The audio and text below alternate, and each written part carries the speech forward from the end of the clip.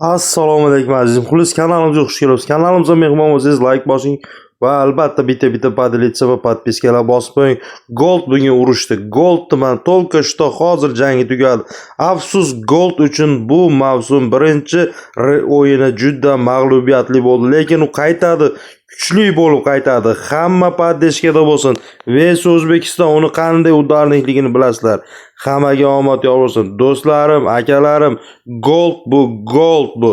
Goldni yutish Erkabulonga emas. Bilasizlar, Gold albatta jangga qaytadi. Afsuski hozir birinchi raundda texnik nokaut bilan mag'lubiyatga uchradi.